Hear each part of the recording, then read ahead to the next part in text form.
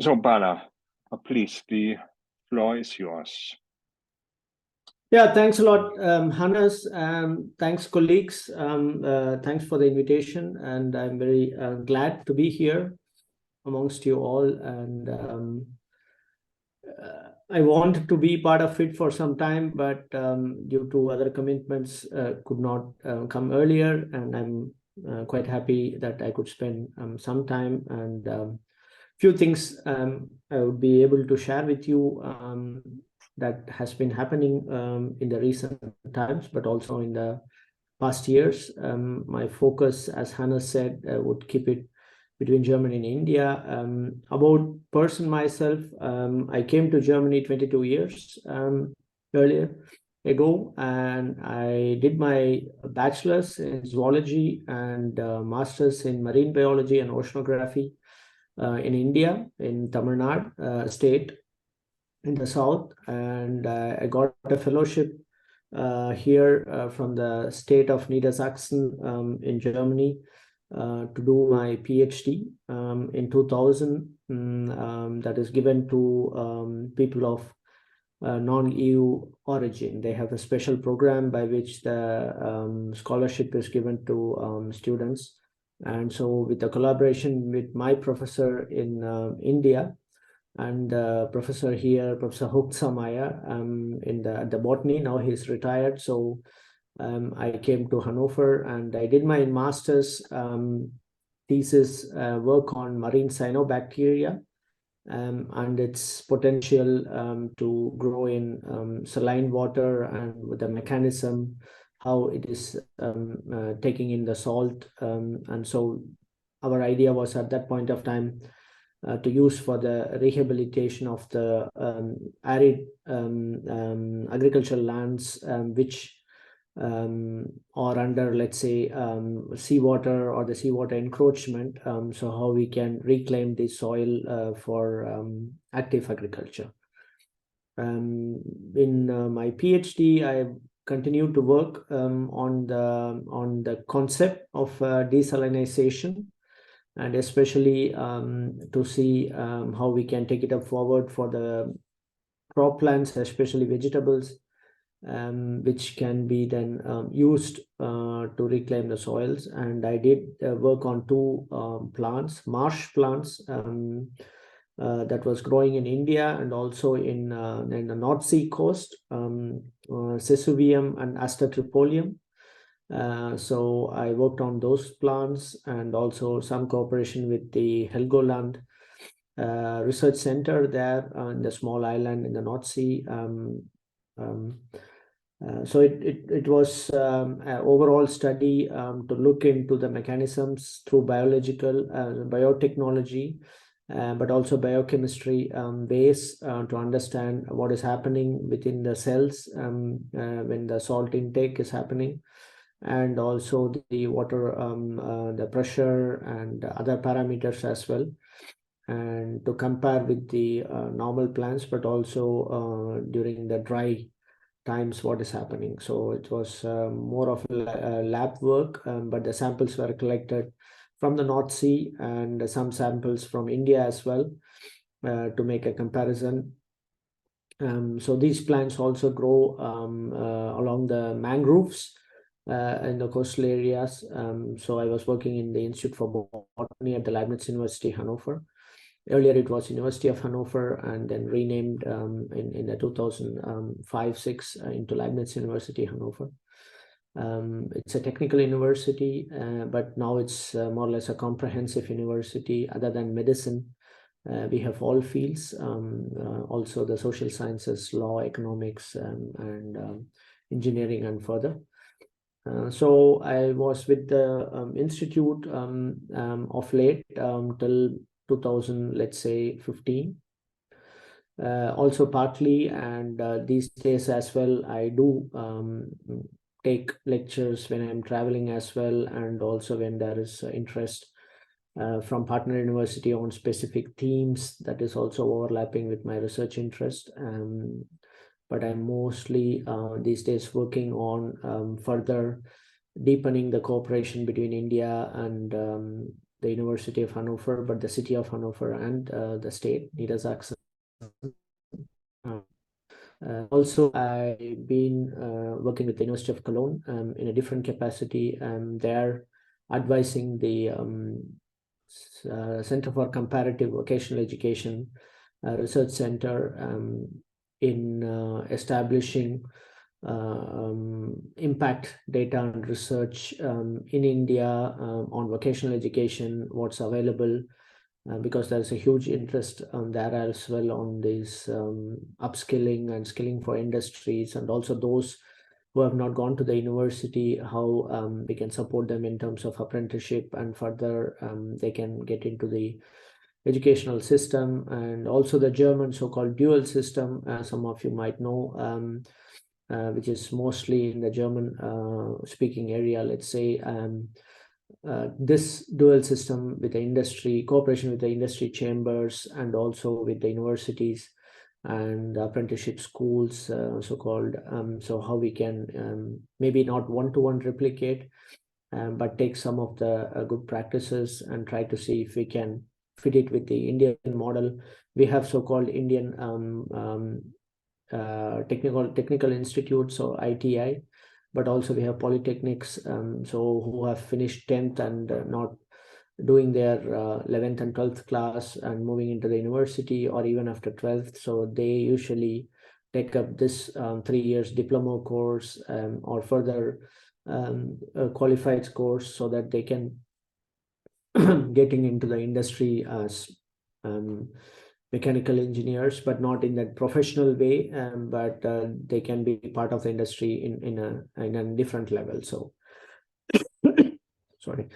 So we are quite interested on that, to look at the research, what's happening, and also to work with the industries there. So I'm also supporting them in connecting with the right actors there, and also the institutes, but also the ministry and other stakeholders as well. Apart from it, we have a quite active research centers at the university as well.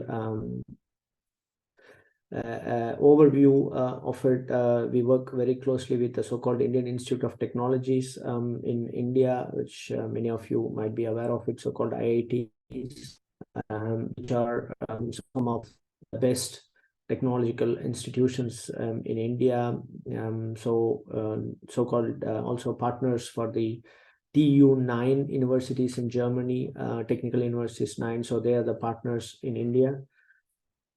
So there we are working quite strongly. We are establishing research centers on themes in computational mechanics, but also in terms of working in the fields of solid state physics and drug development, and environmental biotechnology. We are working strongly in the waste area as well. And we have a large center on the coastal engineering, tsunami research, or wave research, and coastal research. That's been one of the specialties as well. So we have one of the longest wave channels in Europe, in Hannover. So they are working very strongly on those fields as well. But apart from it, we are currently also working a lot on quantum physics, gravitational physics, because we have university has also Albert Einstein Institute, Max Planck Institute with us. So in that also we are working newly. Probably you might have seen in India, the Lego is approved to be launched in India. So the construction will start soon on that. So that is something, a big thing. It's going to be a huge money involved, and a lot of research on the Lego project, and gravitational physics and black holes and all those things. So again, that's a big focus is thrust upon. So we work a lot on quantums and quantum Phoenix. That's an excellence cluster that we have for the last 7-8 years now, also funded by the German government on the excellence cluster initiatives. So that is also something we are working very closely with Indian partners. So these are overall research fields, but of course we work also on the seagrass, for example, and that is something because of the huge coastal areas also in India on 3 sides. So that's something also quite important. So we are working on that front as well.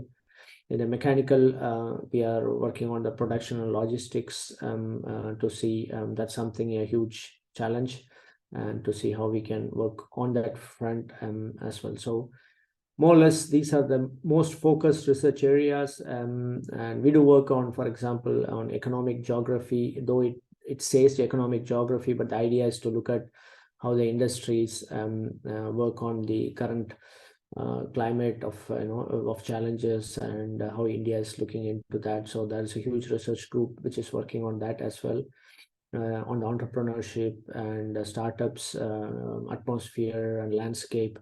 Those also, we have a large research group working on that as well.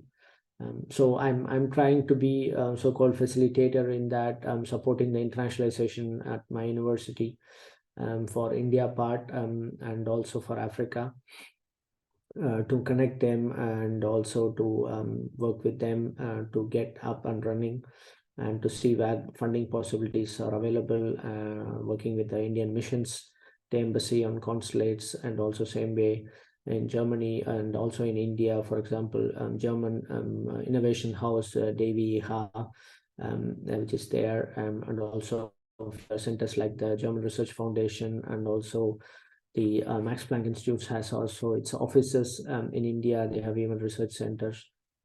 So trying to be a liaison on that front to catch up as well.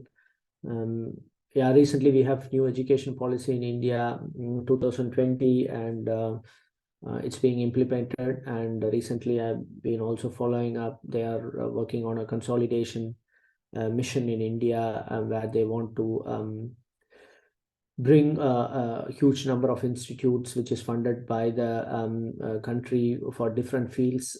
They are purely research institutes or applied institutes like Fraunhofer institutions. In India, they want to combine some of the institutes, and they want to probably make sure that that there is not huge overlap and too much resources are going for the same research in different institutes. So they want to kind of pull it together, and then probably making one big institute that's they are doing. And also Indian Institute of Science and Education and Research, ICER, is also closely working with Germany as well. So as I earlier said, this TU9 University Consortium is working very strong and closely in this part with the Indo-German Science and Technology Center, which is a joint funding mechanism for India and Germany, which is funded both by the Indian government and also by the German government. So Indo-German Science and Technology Center, so IGSTC, based in Delhi. So that is also something which most applied sciences, though they focus on basic, but mostly they work also on industry-based projects, so that academia plus industry. So that's something they support a lot, and the mobility projects as well. So yeah, I think I would stop here. So I think maybe we can have more interaction or specific questions, or you might want to share something that, probably from your perspective, what you have learned or knew as well. So I'd be more than happy to learn, and also if anything that you would want to know from me, also I'm open and happy to answer the same. Thanks a lot. Thanks a lot, Bala, for this very interesting overview of projects which happen between India and Germany. Are there immediate questions to Bala and what he reported? Dieter.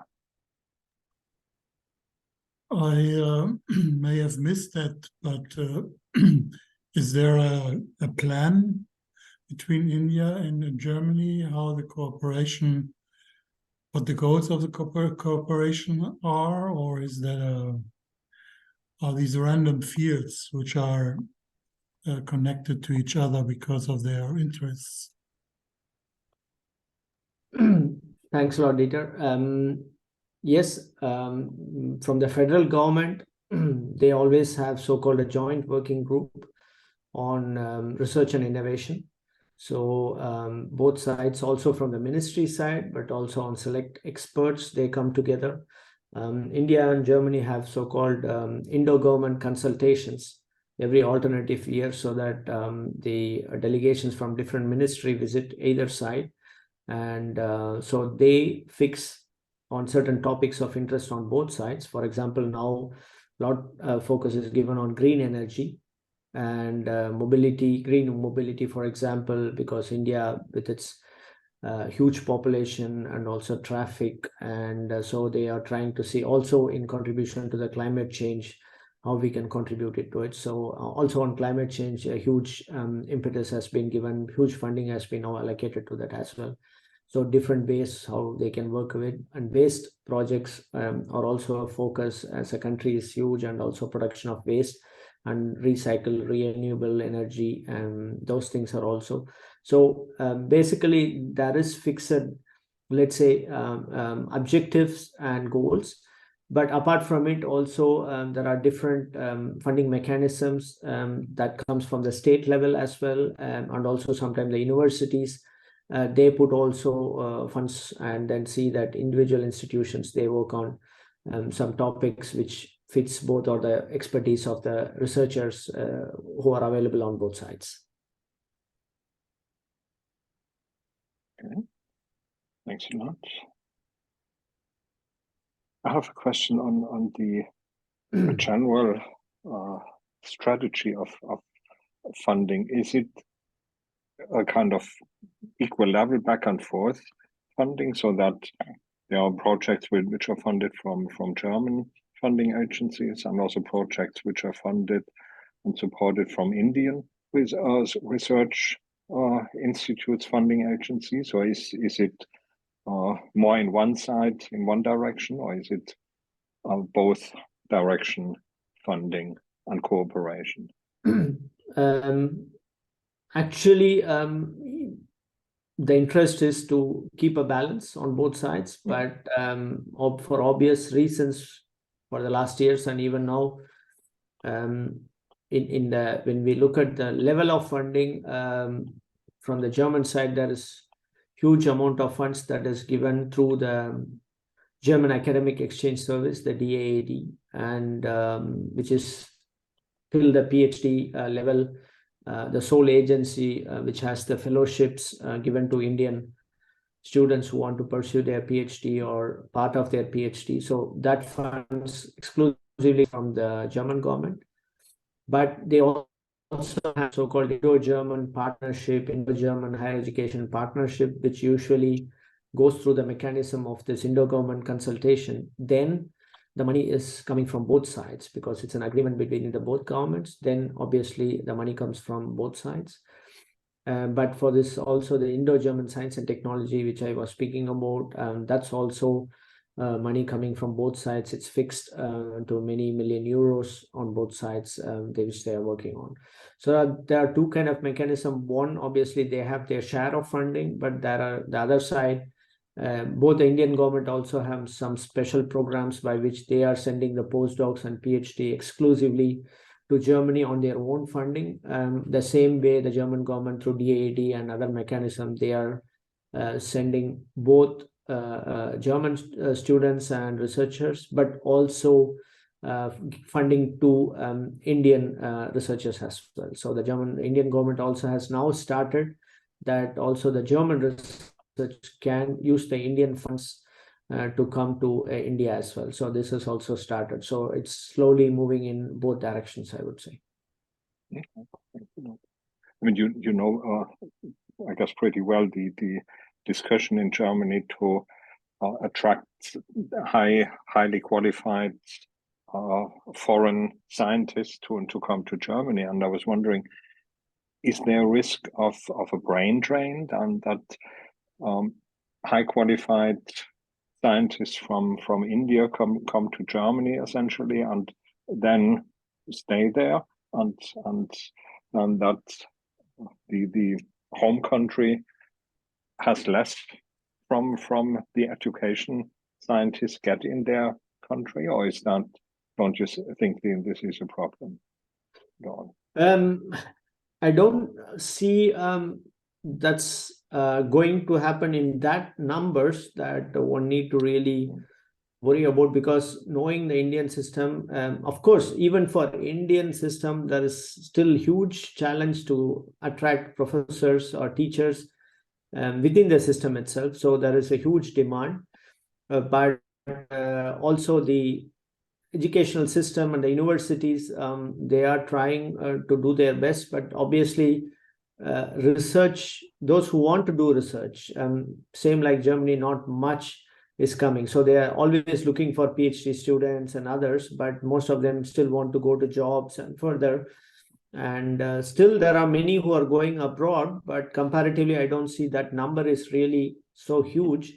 And also many want to come back as well because of their family reasons and other, but still there are challenges to see where they can fit in, because obviously it's a different research landscape outside, and then when you come back, so some of the research fields you need specialized instruments, not everywhere it is available, and so those are the challenges. So still it's not that much, but for example, even Germany is looking in such different models, not directly having somebody as a full-time, but they're also looking at sharing professorship models, that somebody can come for 3 months, let's say 4 months here, and they are providing funds so they can do their teaching and also do some part of their research here, but they are employed in India or in another country, and so the same way the other professors go.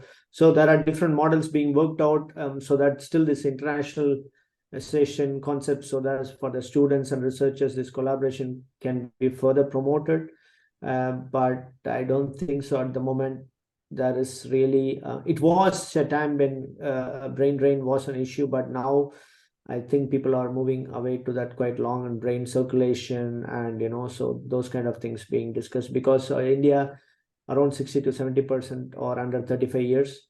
So they need to provide jobs for them, and the institutions are that numbers, mind-boggling numbers, it would be difficult. So I think India alone cannot be able to do that. So obviously it's also something that other countries looking at for, as you said, skilled manpower in different fields. So I don't see that's a bad thing rather than a good thing and win-win situation for all.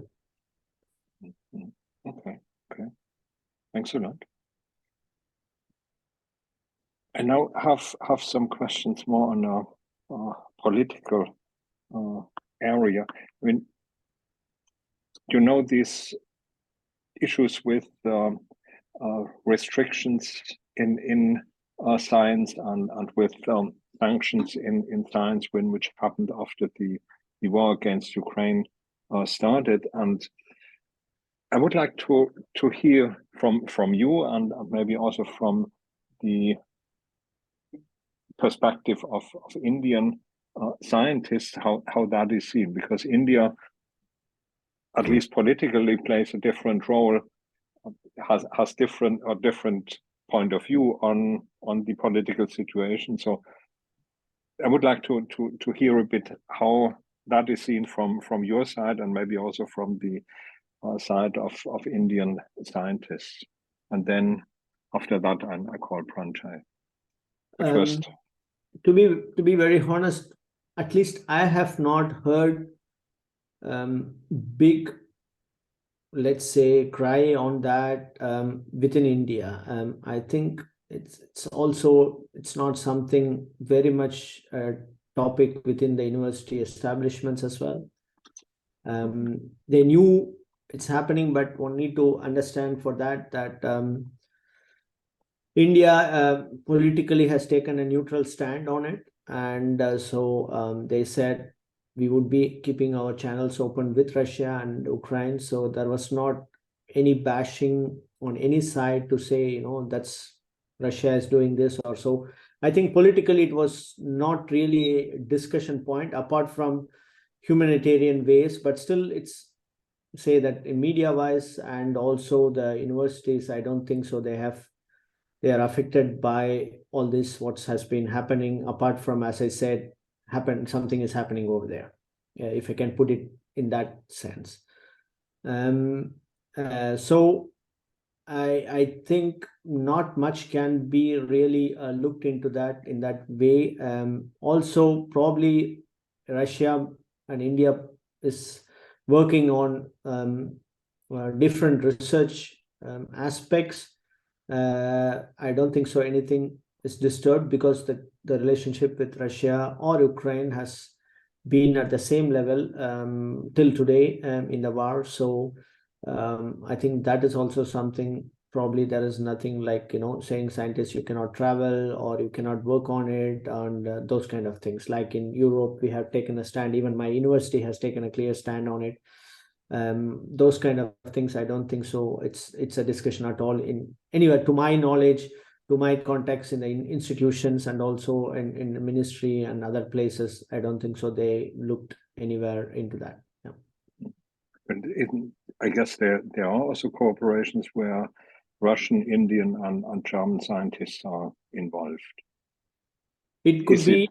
Yes, probably yes. And then in that sense, probably if they could not come to Germany for whatever reasons, maybe they met in India, for example, I suppose. Because maybe from here to Russia is also not possible. So I think India would be the place they all would have come and met, or they had their meetings, whatever it is. So I would imagine that would have been possible. Yeah. But you think there's no restriction from Indian side if people from Germany would not be able to be on publications which are in a joint project? Probably it would have been discussed, but maybe they would have said, okay, let's wait for some time, something, or they may be added in such a way that maybe I just imagine that maybe a German researcher who could not do it in that way, maybe they visited India, maybe they were added like a visiting researcher of an Indian institute, or they have been, made as some adjunct professor of an Indian institute, then they could circumvent. I don't know. It's a fantasy, I'm just looking at maybe these are possibilities. Yeah. Okay. Thanks a lot. Pranjal, put up your hand, please. Hello. Yeah. My name is Pranjal. I'm working at the University of Hamburg, and I found your talk really interesting. And I have two questions. One is more about one scientific thing that you mentioned about LIGO, and one is more about politics and peace. So let me begin with the scientific one. You had mentioned that there's a collaboration between an excellence sort of cluster at your university and LIGO India. And I was just wondering that because I work in an area of astrophysics that has some sort of connection to that, but I was not aware whether LIGO India can leverage the experience of the German collaboration GEO 600, because for the European gravitational wave detector, ultimately they decided to use the experiment Virgo, which is in sort of Italy, and the German experimental skill might still be there, because that would be very sort of valuable to the Indian scientific sort of community as they build LIGO India. So I was wondering if there was any experimental collaboration or contact between the GEO 600 group, I believe that's based in Hannover, and the LIGO India group, or if you know about that. No, I can say on that directly, because we definitely they are working in different let's say fields on that with the Max Planck Institute of Gravitation Physics. Right. It's also part of an institute with the Leibniz, but also the Excellence Cluster Phoenix D, and the quantum physics as well, and with IIT Madras, for example. Right. And also they work with Ramani Research Center in Bangalore as well. So, and TAFR. So I think there are different, and also IUAC in Pune as well. So yes. I think they are working on all these things, who are also partners, let me put it this way, into that, and regularly has been researchers visiting us, and also our researchers have been also going there. But now with the LIGO officially, let's say, given go ahead by the cabinet. That's right. Committee. So now I think a lot of things could be formalized. First, of course, it has to be built and everything, and then the experiments come into it. So I think it is going to take some years, but at least it's a good signal, and I can only endorse that you're absolutely right, because we have great cooperation with Desi in Yes. Hamburg, and also FAIR in Darmstadt. So I think these have been huge amount of money. Also, the Indian government is putting into it, and we see the excellent cooperation. So I would see that would be really something that the Indian government and the ministry and others would have thought long, and probably new approaches would be coming now that is officially announced. Right, because yeah, there's a lack of experimental groups in gravitational wave physics going back into the earlier sort of decades within India. So that's where University of Hannover has had one of the earliest groups, and the Max Planck Institute there for gravitational physics. And yes, I took the liberty to look at your web page. So you're involved also in the local council, is that right? Yeah. Right. So yeah. So then I think one of the amazing connections between India and Germany is that we are both young constitutional sort of republics founded around the same time, and we both these constitutional republics have a commitment to plurality and diversity, secularism, a constitutional sort of republic, and of course there's been context. So recently I read that Germany is buying oil, Russian oil from India at a markup. So of course that's just something I kind of found a bit odd, let's say, or that's the way the world is right now. But I mean, do you think Germany and India can cooperate, focusing on the constitutional republic committed to like a plural and diverse society? How does that come into the current, let's say, economic exchange between Germany and India, where, for example, Russian oil is coming to Germany via India in a kind of a way, or something like that? No, I think it's clear. I also went through that report, and these 3 or 5 countries, I think, like Turkey, India, China, and a few other countries that through them Europe is circumventing, let's say, Russian sanctions, which is also something, again, it's a different kind of a politics, and on one side. But in terms of cooperation, what I see signals from the federal government, but also different state governments, that with hugely, let's say, allergic reactions to China in the last years, and also, of course, through war that they are supporting Russia, but also US China, their confrontations and positions.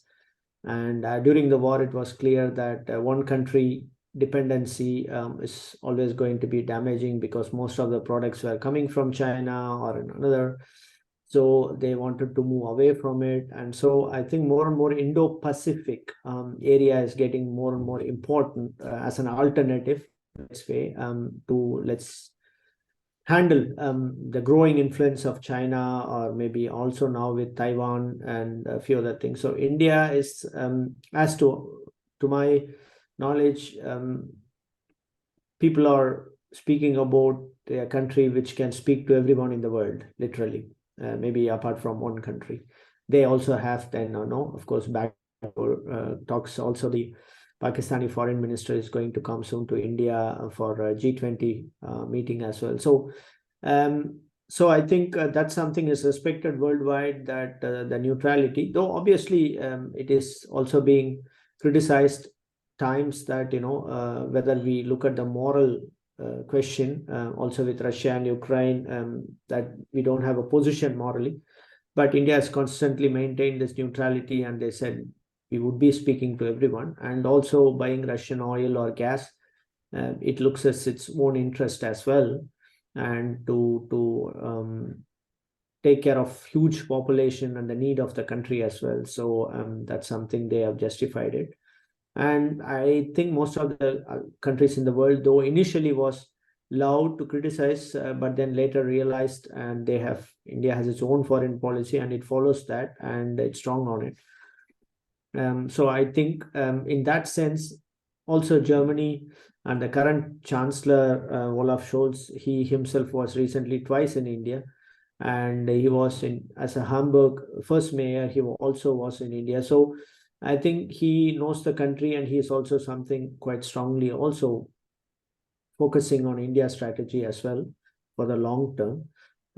So the question is how, in what kind of fields that one is going to look at it. And I think Germany has consistently said about India's democratic values, and also a largest democracy now in terms of numbers as well as of now. So I think, though in spite of challenges, as a huge country like India as a subcontinent, but still I think almost most of the countries in the world do recognize that's a place where people want to be, and not to say that together with China, India is a huge market.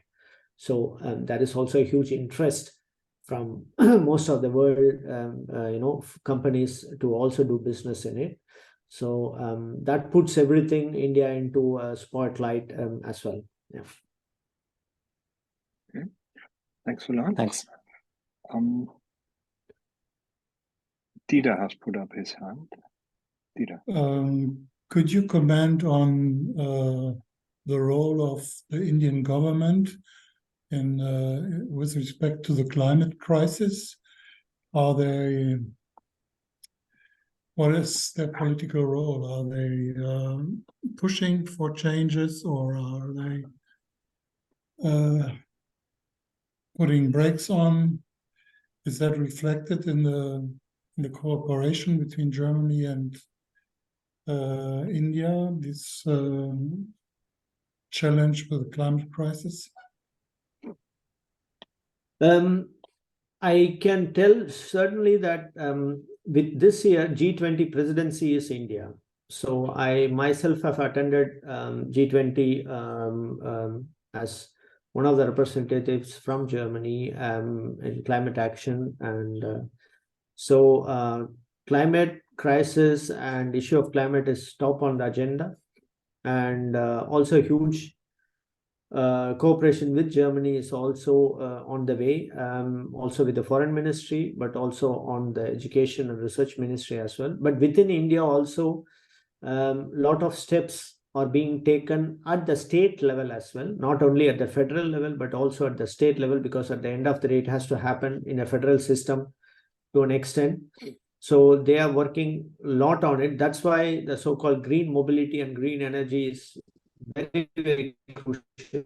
And India has one of the largest wind energy farms, and because of its huge coastal areas. So I think that's also a huge wind energy policy, and green hydrogen policy is also released by the cabinet, and they are working on it, and they are cooperating with Germany. I know a lot on that front as well.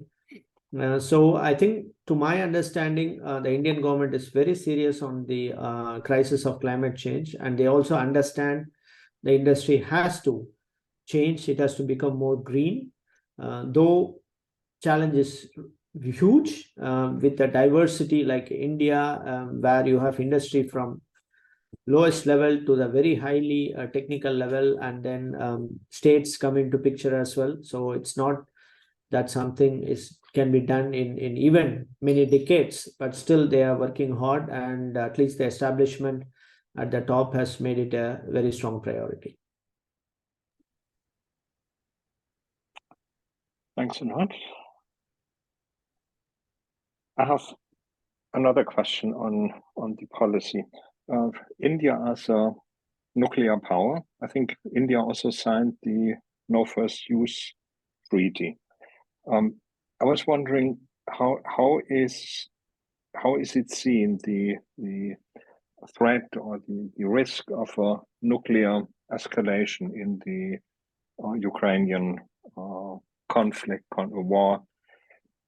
Is this at all a topic, and is it then something which is also discussed at a higher level on G20, or also in United Nations, where the no first use policy could be an issue in order to prevent nuclear escalation in the Ukrainian war?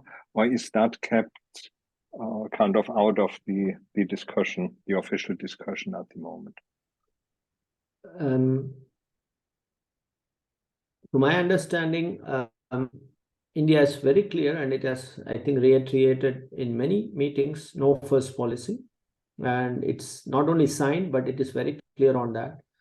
And I think India's leadership at least feels very strongly that in Ukraine-Russia current situation, even if it goes to the very difficult times, nuclear arsenal will not be used because they feel that the effects of it everybody know, and still it is used as a threat rather than no one in the humankind would really use it. I think they are strongly of that belief, all the nuclear powers, even at times when we have, let's say, challenges with Pakistan, then also I'd never, I think nuclear was, though in the press it's always written outside that, both are nuclear powers, but then I don't think so. Never it comes to a position where somebody is using that. So that's, I think they see. And second,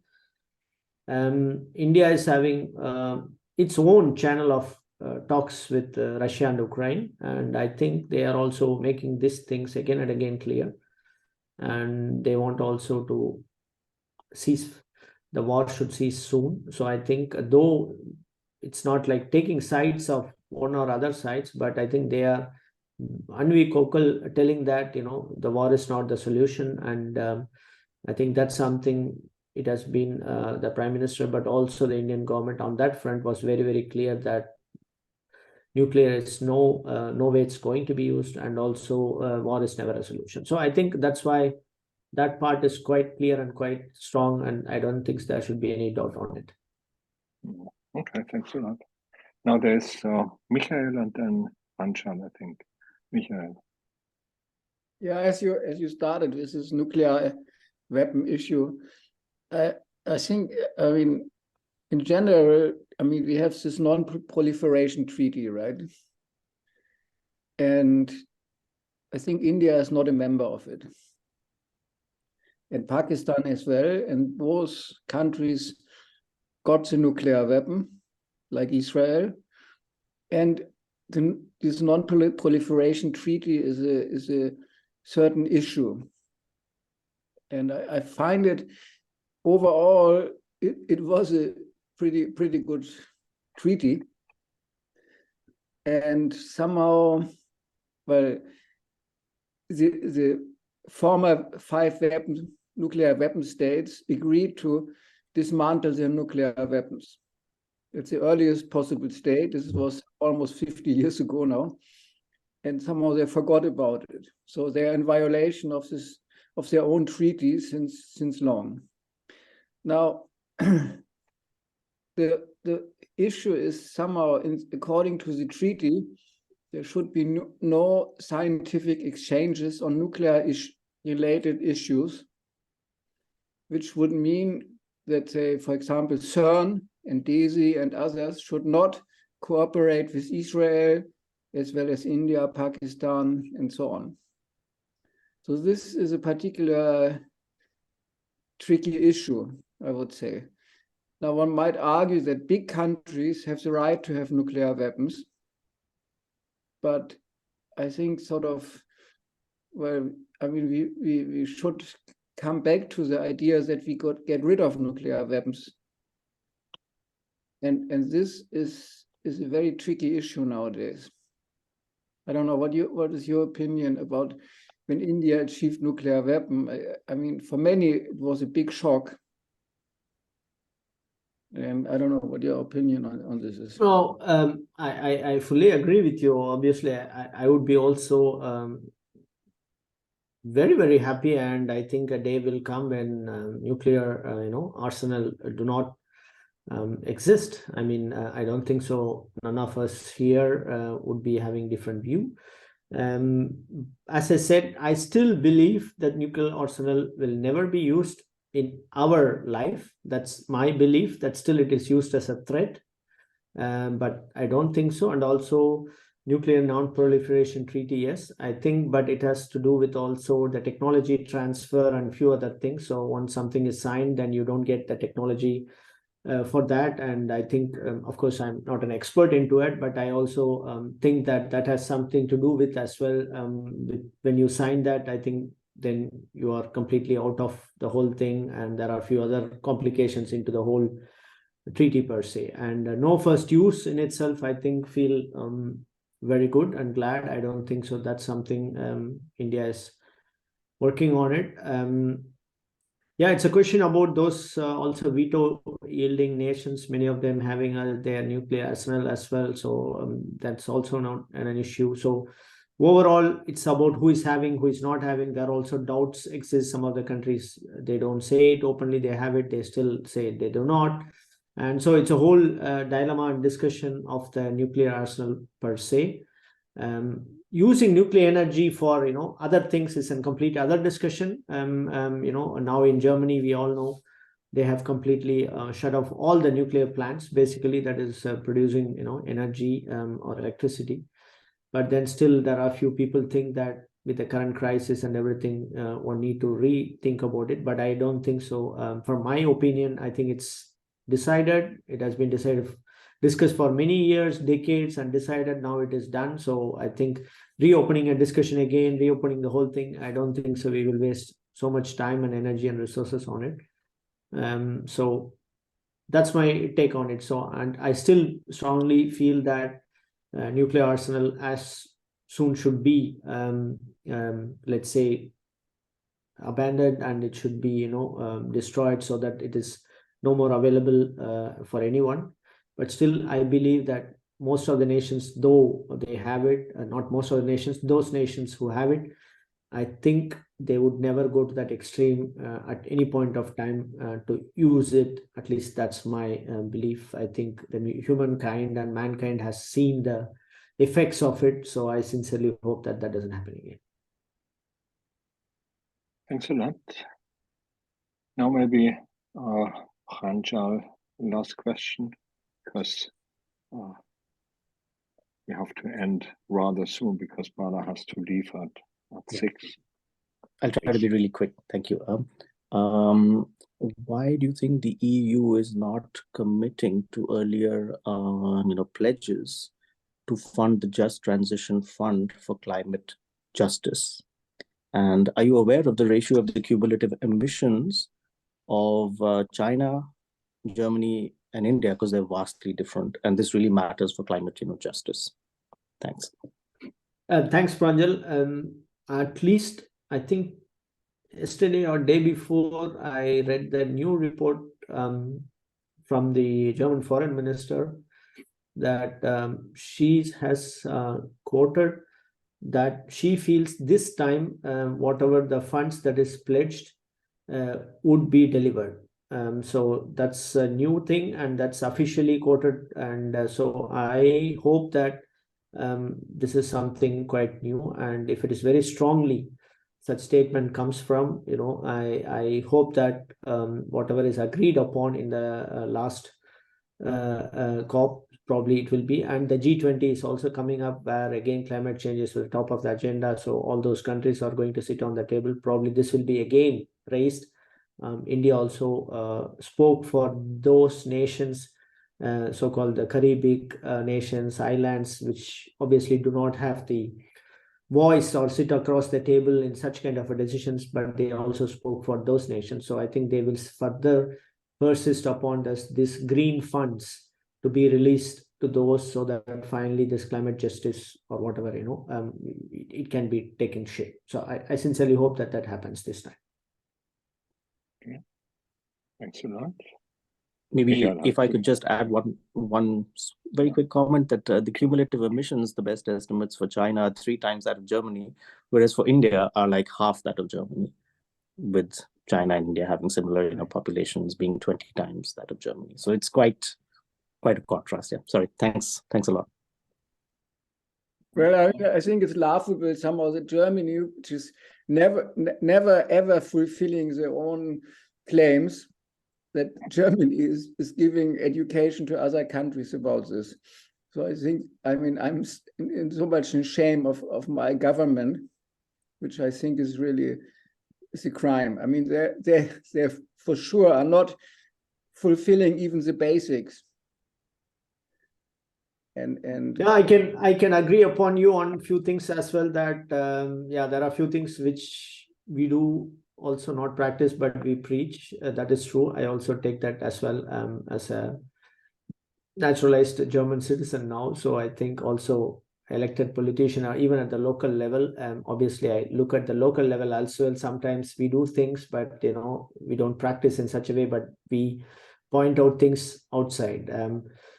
But that sometimes has to be pointed out. So I fully agree with you that people do ask questions. When you don't do, why do you preach? So this do happens. Well, not what I was saying.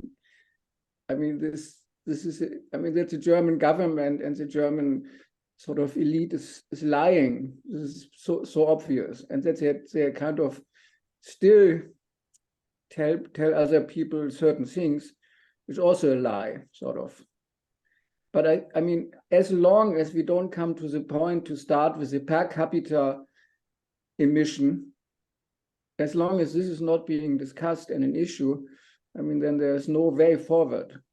And the whole negotiation is sort of since 30, 40, 50 years on this topic is just sort of a waste of time, if you want, because it's this point has never been put on the official agenda. It's clear because the per capita consumption in the richer countries is so much higher. And of course, in the richer countries, the rich people even having an even higher per capita consumption. So as long as this is not being discussed, I mean, there's no way forward with these kind of issues on international level. And I think it's our obligation to point this out again and again. Not that it will change certain things, but as long as this is not said in the discussion, let's say, involving countries like India or other places from sort of the less rich areas of the world, I mean, then there's no way forward. No, I'm absolutely fine as long any discussion happens without violence, even in terms of words. I'm fully with that.